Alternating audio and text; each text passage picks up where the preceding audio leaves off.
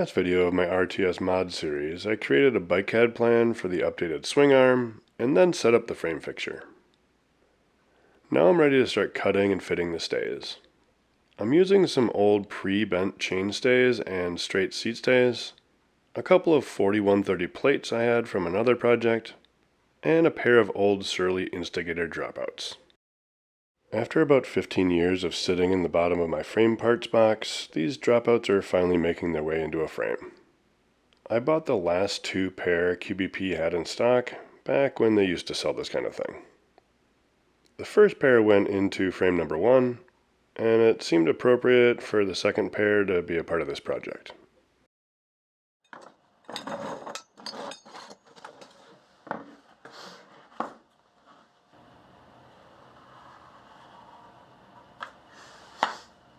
The first step today is to draw out the rear end and check to see if I can get the chainstays to fit.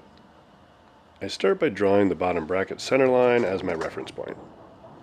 Then I draw out the axle center line, then the bottom bracket, rocker, and tire profiles. Then I do the chainring and crank locations.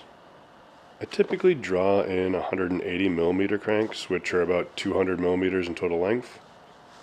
180 is the longest crank I'd used, and I can always go shorter if I need to. Lastly, I figure out the location of the dropouts and bend the end of the chainstays.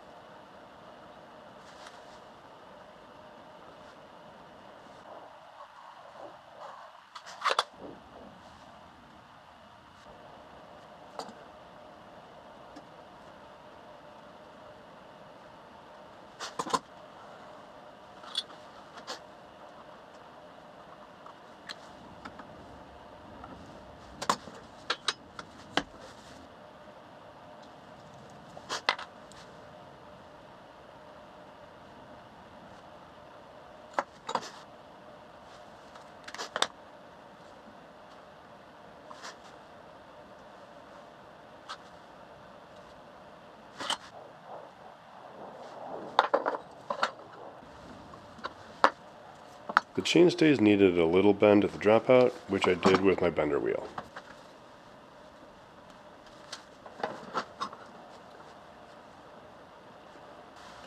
Next I cut the pivot end of the chainstays off to their rough length, and cut and bent the steel tabs that will eventually attach to the rocker.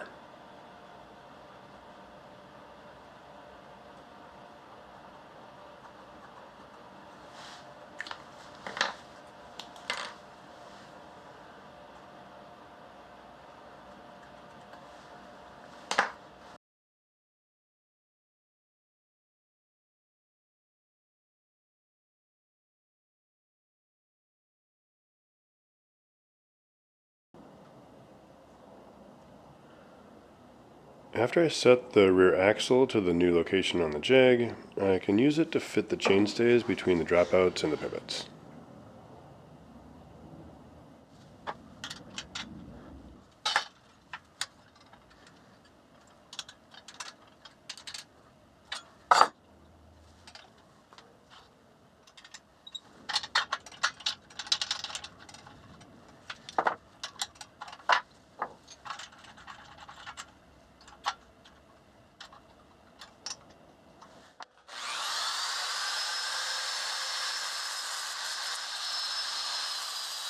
The tabs just need a little shaping to slide into the oval end of the chainstays. Then I can drill the holes for the pivot bolts and do the final fit.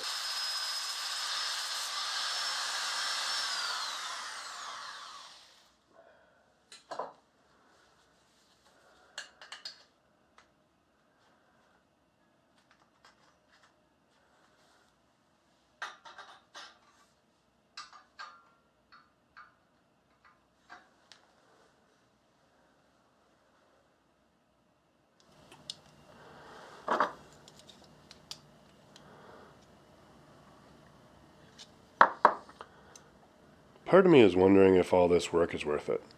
Will the frame just end up cracking by the rocker mounts like other RTSs have? How will it ride? Because the Geo is kind of wacky. And will I even ride it that much?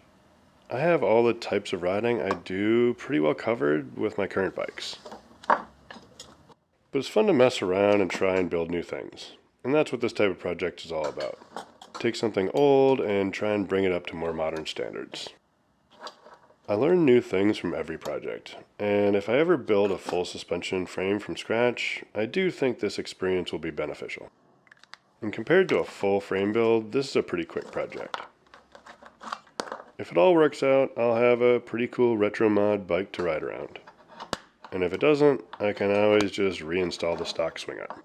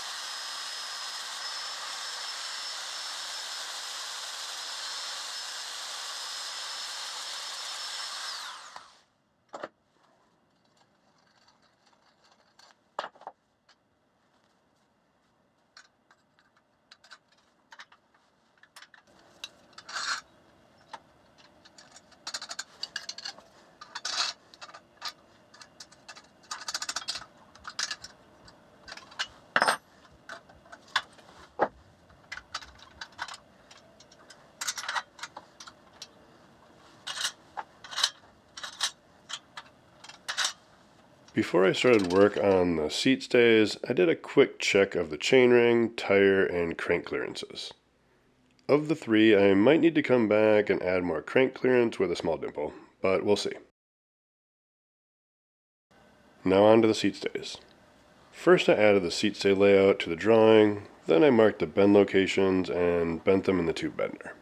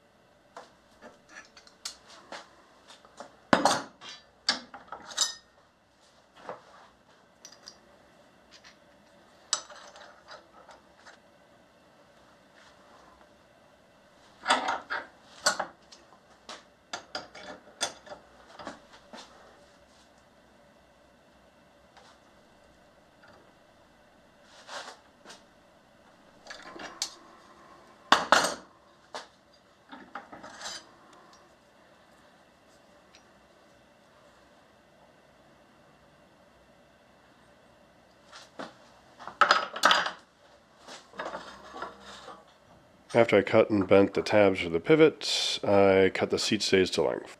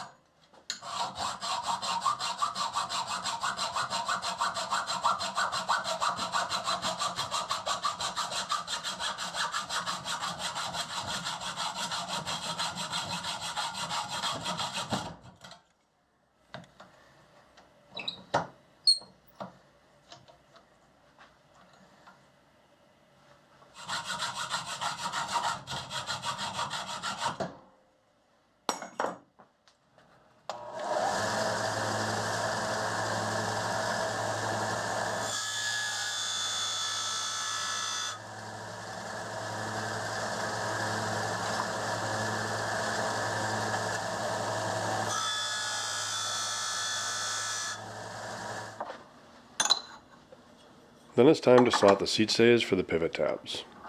Conveniently enough, my miter finisher was still set up for slotting from my previous frame project.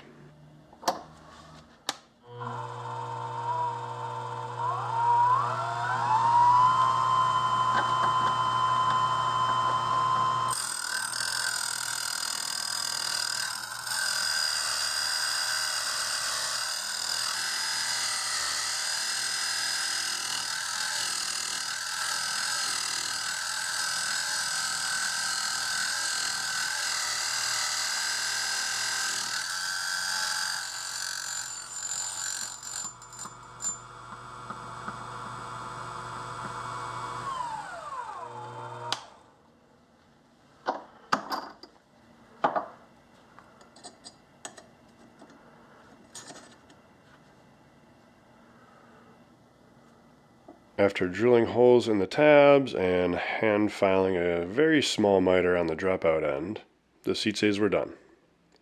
And that's as far as I made it for this video. Next up, I'll prep, tack, and braze the stays and tabs, add bridges and reinforcements, and then paint and install the new swing arm. If you've been enjoying this channel, consider a super thanks. And if you haven't watched my other videos, go check them out. Thanks for watching, take care, see you next time.